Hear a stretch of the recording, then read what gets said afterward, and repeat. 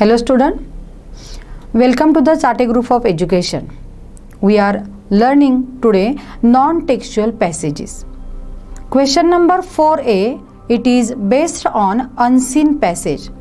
Mark system, there are 10 marks for this untextual or non-textual passages. This passage is not from your textbook. It is out of textbook, so it is called the unseen passage. Question number 4a, it is the unseen passage for 10 mark. Question number 4b, that is the summary for 5 marks. You have to write a summary of the question number 4a. Question number 4a हा आहे unseen पॅसेजचा, जो आहे पुस्तकाच्या बाहेरचा उतारा. त्याला mark असणार आहे 10. आणि क्वेश्चन नंबर 4b हा आहे समरी रायटिंग. 4a मध्ये जो पॅरेग्राफ दिलेला आहे आपल्याला अनसीन मध्ये, त्याच पॅरेग्राफची समरी तुम्हाला इथे लिहायची असते. समरी रायटिंगला मार्क आहेत 5. So today we will see non-textual passage or unseen extract and the summary writing. First of all, I have taken one passage from the letter, Indira Gandhi's letter to the children. See, this is the letter written by the Indira Gandhi to the children of our nation. What is there? Here, first questions are given, but before we turn to that question, let's read that passage. Just see. Dear children, India is not just the land, mountains and the rivers. India is you and me. Bharat म्हणजे फक्त जमीन किंवा दरी खोऱ्या किंवा नद्या नाही आहेत, तर भारत इंडिया म्हणजे तुम्ही आणि मी, आपण माणसं आहोत. All the millions of the young and the old who are her citizen. Bharat म्हणजे काय आहे, तर भारत म्हणजे भारतामध्ये रहिवासी असणारे काही तरुण माणसं, काही म्हातारी माणसं, काही मुलं, ह्या सगळ्यांचा मिळून, ज्या नागरिकांचा मिळून जो तयार झालेला देश आहे तो म्हणजे Bharat. The thoughts and the actions of the people who have inhabited India for thousands of the years have molded our society. आपल्या भारतामध्ये एक संस्कृत आहे, भारताची एक सांस्कृतिक वारसा भारताला लाभलेला आहे. ही संस्कृती कुणी निर्माण केली, तर हजारो वर्षापासून भारतामध्ये वास्तव्य करणारे जी लोक आहेत त्यांनी काही रूढी, काही परंपरा आपल्याला लावून दिलेल्या आहेत. ती म्हणजेच आपली संस्कृती, म्हणजे भारतातल्या रहिवाशांनीच भारताची संस्कृती तयार केलेली आहे. Out of the past grows the present and what we do today will shape our future. इथं प्रेझेंट, पास्ट आणि फ्युचर यांचे डेफिनेशन खूप छान प्रकारे केलेले आहे. इथं म्हणलेलं आहे out of the past grows the present. भूतकाळामध्ये आपण ज्या चुका केल्या होत्या, भूतकाळातील मिस्टेक्स आपण अवॉइड करून जे आत्ता वागतोय तो आहे प्रेझेंट, म्हणजे वर्तमान काळ. आणि and what we do today will shape our future. आपण आत्ता जे वागतोय त्याच्यामुळे आपलं फ्युचर, आपला भविष्यकाळ हा शेप घेणार आहे, त्याची जडणघडण होणार आहे. When we build a road or plant a tree or inculcate good habits, it is not for ourselves alone, but also for those who will be born in the years to come. काय म्हटले बघा, आपण भारताला buildup करतोय. भारतातील काही रूढी परंपरा आपण पुढच्या पिढीकडे संक्रमित करत असतो. आज आपण जे वागतोय त्याचा उपयोग फक्त आपल्याला एकट्याला होणार नाहीये, तर याच्यानंतर भारतामध्ये ज्या काही पिढ्या घडणार आहेत त्या पिढ्यांना त्या गोष्टीचा खूप उपयोग होणार आहे. म्हणजेच आज आपण जे करतोय, आपण आज चांगलं वागतोय, चांगलं कृत्य करतोय, ह्याचा फायदा आपल्या भावी पिढीला होणार आहे. And the work of building is not easy. हे जे आपण काम म्हणतोय ते अजिबात सोपं नाहीये, ते काम करणं खूप अवघड आहे. भारतातील लोकांची जडणघडण करणं, संस्कृतीप्रमाणे त्या लोकांची वागणूक असायला लावणं, हे काम खरंच खूप अवघड आहे. We must give it all we have and strain every nerve and the muscle. यासाठी आपण काय करतो, आपल्याजवळ जे काय आहे त्याचा त्याग करतो आणि खूप काबाड कष्ट करून आपल्या भारताला व्यवस्थित बिल्डअप करायचा प्रयत्न करतोय. It is only by trying that we learn and by doing that we gather strength. आपण प्रयत्न करून शिकतोय. प्रयत्नांती परमेश्वर, आपल्याला माहितीच आहे. Try but don't cry. आपण प्रयत्न करतोय, प्रयत्नात शिकतोय आणि आपण आपल्या मनामध्ये स्ट्रेंथ, ताकद, शक्ती एकवटतोय. All the world is over Progress has been possible because of the hard work and the sacrifice of the pioneers. Pioneers म्हणजे स्वेच्छेने काम करणारी लोक. काय म्हटले इथं बघा, हे जग आहे, ही जगाची प्रगती आहे, ही कशामुळे पॉसिबल होते? It is only because of the hard work. प्रत्येकानं हार्डवर्क केलं, हे काम माझं आहे असं प्रत्येकानं म्हणून जर काम केलं आणि प्रत्येकानं येणाऱ्या कुठल्याही गोष्टीचा सॅक्रिफाईस केला तरच आपला भारत हा एक नंबरचा देश होणार आहे. These 25 years have laid the foundation of the new modern India. ह्या 25 वर्षामध्ये भारत हा मॉडर्न इंडियाच्या दिशेने पावलं उचलत आहे. कशामुळं? The children of today must continue this work and make our country united and strong. गेली 25 वर्ष सातत्याने लोक प्रयत्न करत आहेत. हार्डवर्क आहे, सॅक्रिफाईस आहे. खूप लोक आपलं जीवाचं दान करून किंवा जीवाची काळजीही न करता भारताला बिल्डअप, भारताची प्रत्येक गोष्टीमध्ये, प्रत्येक क्षेत्रामध्ये प्रगती करण्याचा प्रयत्न करतोय. आतापर्यंत 25 वर्षामध्ये लोकांनी खूप प्रगती केलेली आहे. पण ही प्रगती अशीच मेंटेन करायचं काम जर कुणाकडे असेल किंवा हे जे मोठं काम आहे ते कोण करू शकत असेल तर येणारी भावी पिढी म्हणजे तुम्ही. मुलांनो, आजचे लहान मुलं हे उद्याचे सुज्ञ नागरिक आहेत. त्यामुळे त्या भावी पिढीला, त्या लहान मुलांना सुज्ञ करणं हे काम आत्तापासूनच आपण करायला पाहिजे. The future is calling you. Don't be disheartened by difficulties. You can change the bad not only by doing big things but by trying our best to do even ordinary things extraordinary well. काय म्हणले बघा, भूतकाळ म्हणजे भविष्यकाळ, future, भविष्यकाळ तुम्हाला बोलत आहे. Don't be disheartened by difficulties.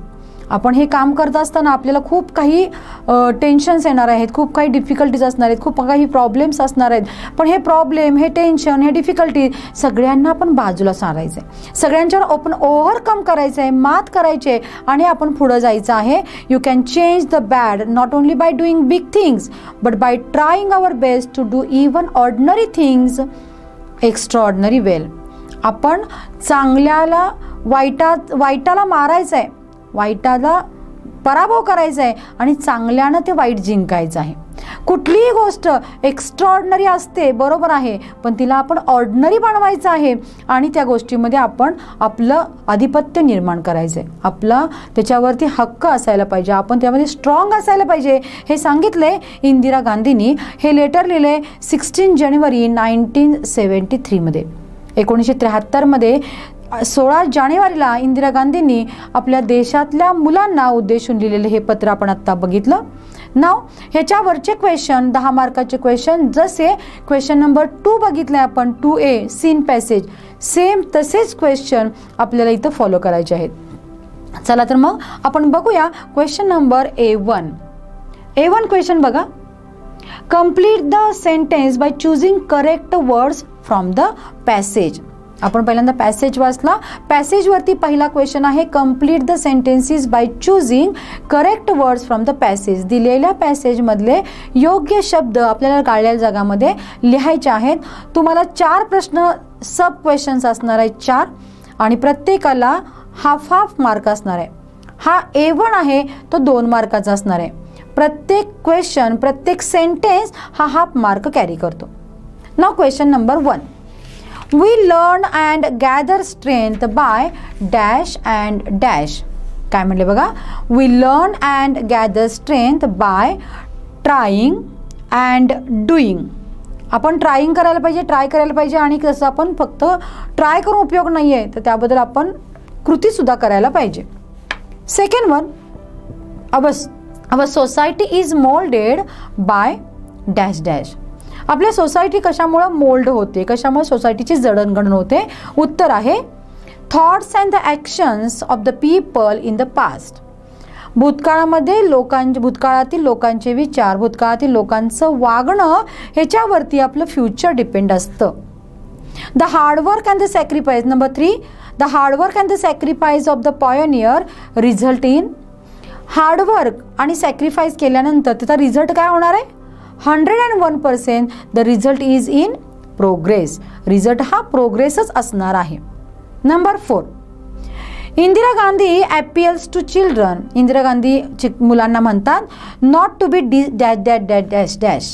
Indira Gandhi मुलांना म्हणतात तुम्ही असं होऊ नका. काय होऊ नका? disheartened by the difficulties. तुमच्या मार्गामध्ये अडथळे आले तर अडथळ्यामुळं तुम्ही अजिबात नाराज होऊ नका असं इंदिरा गांधी मुलांना म्हणतात.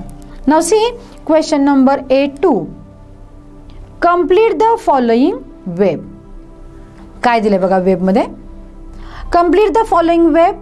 In the middle there is what Indira Gandhi expect from the children.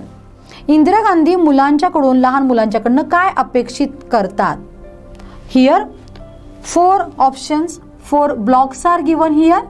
You have to write 4 answers from the bracket or from the passage. First one, काय अपेक्षित आहे त्यांना? Do big things by trying to do their best. Do big things by trying to do their best. Second one, make our country united and strong. आपलं country united एकसंघ आणि strong म्हणजे सशस्त्र करायला पाहिजे.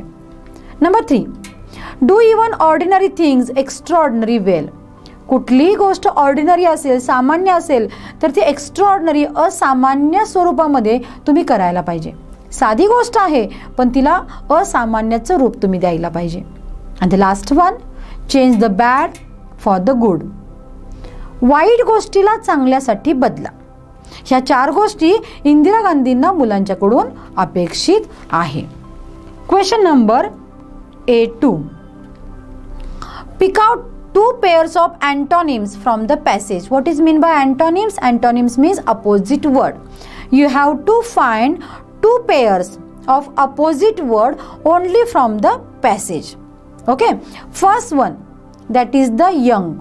Young opposite word old. Next one, easy.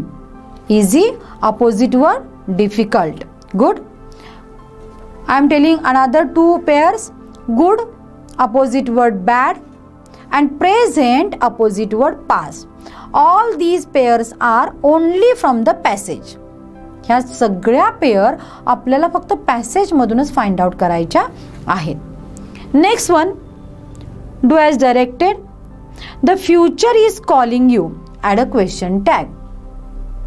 The future is calling you. आपल्याला इथं question tag add करायचा आहे.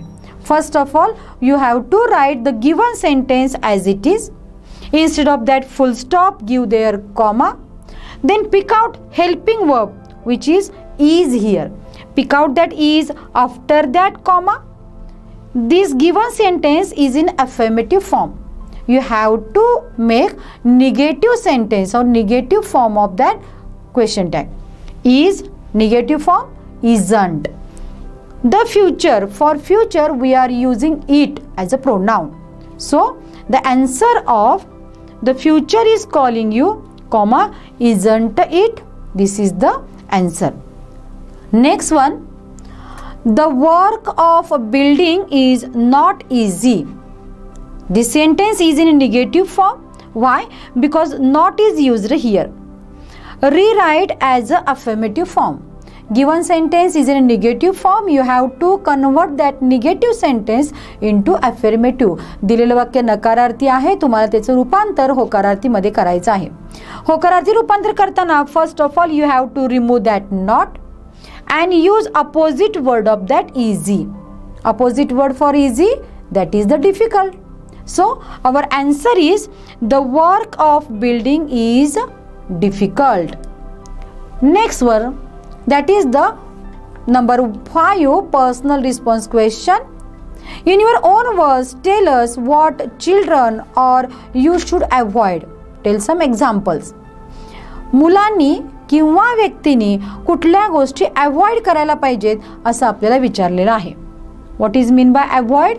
अवॉइड म्हणजे टाळणे. Answer is firstly we must avoid putting off for tomorrow what we do today. When there are test और exams we must be ready for we do know what illness or accident will prevent us from studying. Children must not be bad mannered. Children with good manner are always praised and admired by all. We must not keep bad company. We will lose our values. We must learn from our parents and the teachers to choose between the right and the wrong. These 5 question, A5 carries 2 marks. This is the personal response question. Now, for summary writing, the same para is given. Question number 4A मधला जो paragraph आहे त्याचाच summary writing तुम्हाला question number 4B मध्ये करायचा आहे. Mark आहेत 5 मार्कांचं distribution बघा. दिलेल्या पॅरेग्राफला टायटल द्यायचं आहे, योग्य शीर्षक द्यायचं आहे, त्याला आहे 1 मार्क. दिलेल्या पॅरेग्राफ मधले सगळेचे सगळे पॉइंट आहे तसे कव्हर करायचे आहेत, त्याला आहे 2 मार्क. आणि हे कव्हर केलेले पॉइंट तुम्ही तुमच्या सेंटेन्सेसमध्ये तुमच्या लँग्वेजेसमध्ये प्रॉपरली तिथं पुटअप करायचं आहे, त्याला मार्क आहेत 2. तुम्ही वापरलेली लँग्वेज ही प्रॉपरली असायला पाहिजे, ग्रामॅटिकली स्ट्रक्चर व्यवस्थित असायला पाहिजे, त्यासाठी आहेत 2 मार्क. चला आपण याचं समरी रायटिंग बघूया. हेडिंग काय टाकले बघा. क्वेश्चन असा असतो, question number 4B, read the passage given and write the summary of it. Suggest a suitable title for your summary. दिलेल्या पॅसेजचा आपल्याला समरी रायटिंग करायचं आहे. 1 मार्क आहे टायटलला. इथे टायटल दिलंय children the future of our nation. Children the future of our nation. काय म्हणले बघा. Indira Gandhi speak to the children on the 16th January 1973 to motivate them. आता इथं वापरलेली भाषा आणि पॅरेग्राफमधली भाषा याच्यामध्ये खूप फरक आहे. पॅरेग्राफमध्ये इंदिरा गांधींना काय म्हणायचं आहे ते इंदिरा गांधींच्या लँग्वेजमध्ये मांडलेलं आहे आणि इंदिरा गांधींनी काय म्हटलंय ते आपण इथं समरीमध्ये लिहितोय. हे जे लेटर आहे ते 16 जानेवारी 1973 जानेवारीमध्ये लिहिलेलं आहे. कशासाठी लिहिलंय? मुलांना मोटिवेट करण्यासाठी. Okay. She tells them that India is all of us and adds that the future grows out of the past. We all must help to building roads, planting trees, in calculating good habits for the future generations. In this world, progress has been possible only because of the hard work and the sacrifice of the people or of the pioneer. Indira Gandhi tells the children that they must continue this work and make India both united and strong. She tells them that the future is calling you. परत सांगते, significant title असेल त्याला आहे 1 mark. दिलेल्या पॅरेग्राफमध्ये जी central idea आहे ती central idea तुम्ही ह्या समरीमध्ये मांडलीत त्याला आहे 2 मार्क आणि ॲप्रोप्रिएट लँग्वेज यूज केली तर त्याला आहेत 2 मार्क. अशा प्रकारे तुम्ही जास्तीत जास्त पॅरेग्राफचं समरी रायटिंग प्रॅक्टिस करायची आहे. Now see next passage.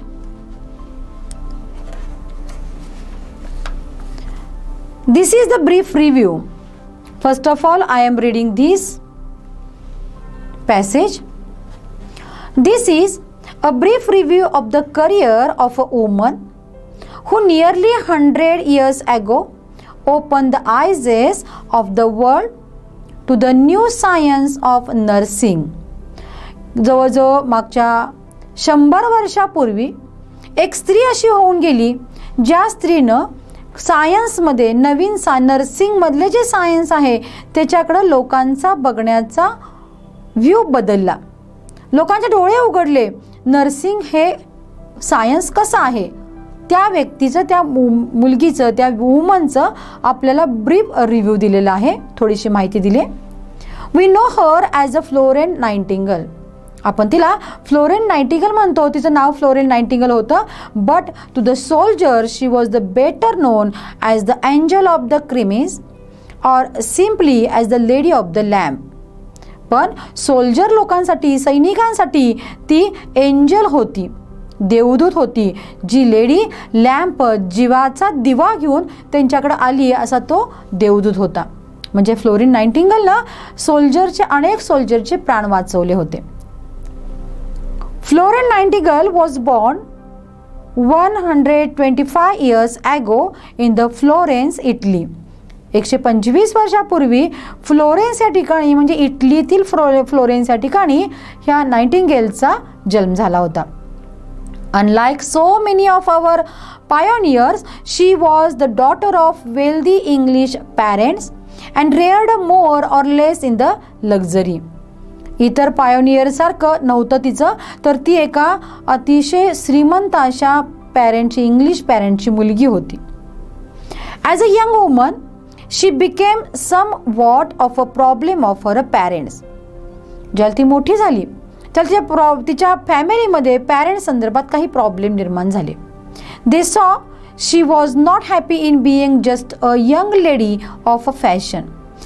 Parents लोकांना कळालं, तिच्या पॅरेंट्सना कळालं की हिच्यामध्ये काहीतरी चालू आहे. जशी जशी ती मोठी व्हायला लागली तसं पॅरेंट्सना ती गोष्ट जाणवायला लागली. पॅरेंट्सना जाणवलं तिच्या वयाच्या मुली ह्या फॅशनमध्ये रमतात, पण फ्लोरिन नाइटिंगेल ही फॅशनमध्ये रमत नव्हती, ती तिच्या लाईफमध्ये हॅपी नव्हती. She had what was to them an unhealthy and unnatural interest in nursing. Nursing in those days was far from what we know today. त्या काळामध्ये आत्ताचं नर्सिंग आणि त्या काळाचं नर्सिंग याच्यामध्ये फार फरक होता. 100 years ago in the majority of hospitals were centers of the misery, suffering and in too many cases dirt.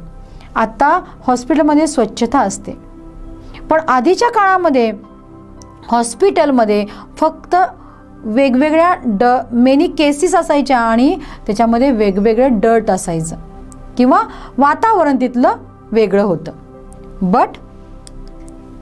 But despite all this Florence still wanted to be a nurse. त्या काळचं नर्सिंगचं atmosphere, हॉस्पिटलचं atmosphere complete change होतं, तरीसुद्धा फ्लोरेन्सना त्या वातावरणामध्ये continue करायचं होतं. तिला नर्स म्हणूनच राहायचं होतं. And finally persuaded her parent to let her attend the deaconess training school at the Kaiserswerth in Germany.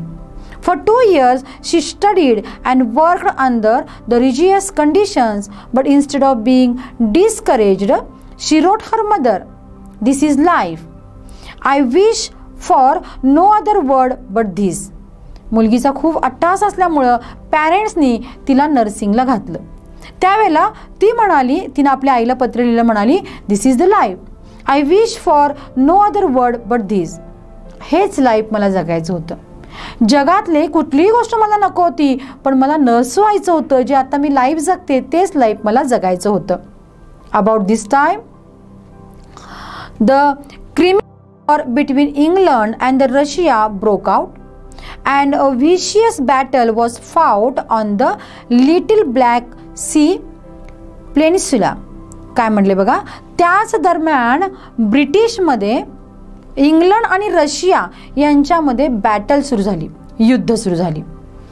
The British were victorious but the joy at home was short lived. याच्यामध्ये British लोक म्हणजे England लोक जिंकली, पण त्यांना जिंकल्यानंतर त्यांचा विजय हा फार काळ राहिला नाही आहे.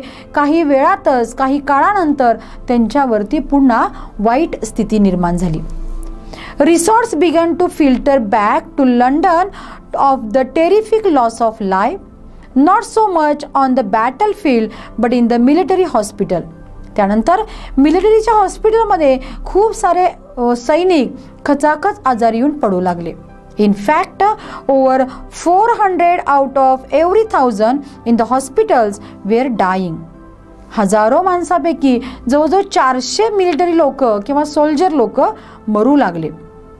Sydney Herbert, British secretary at war and friend of the Nightingale, was at a loss as to just what to do until he thought of Florence. त्यानंतर सिडनी हर्बर्ट नावाचा एक ब्रिटिश सेक्रेटरी होता, जो वॉरची सगळी सेक्रेटरी करायचा. हा जो माणूस आहे सिडनी हर्बर्ट, हा त्या फ्लोरेन नाइटिंगेलचा फ्रेंड होता. त्या मित्रानं फ्लोरेनला ही सगळी स्थिती सांगितली. तोपर्यंत हा माणूस खूप खचला होता. And she in turn saw this as just the chance for which she had been waiting.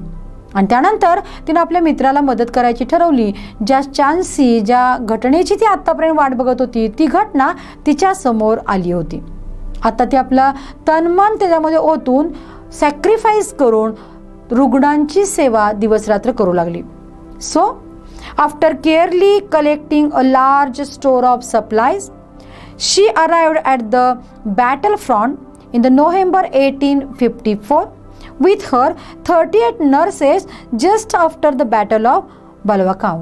काय म्हणले बघा, 1854 मध्ये नोव्हेंबर महिन्यामध्ये हे जे रणांगण होतं, बॅटलफील्ड होती, त्या रणांगणामध्ये हजारो सैनिक जखमी झाले होते. आणि त्या जखमी लोकांचे प्राण वाचवण्यासाठी 18 नर्सचा स्टाफ घेऊन ही फ्लोरेन नाइटिंगेल त्या लोकांचे प्राण वाचवायला आली. Now see, read the passage and complete the sentences in 1 or 2 words.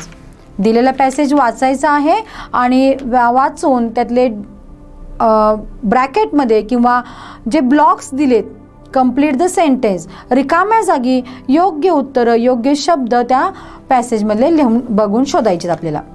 The name of the woman mentioned in the passages. पॅसेजमध्ये ज्या व्यक्तीचा उल्लेख केलेला आहे त्या व्यक्तीचं नाव काय आहे?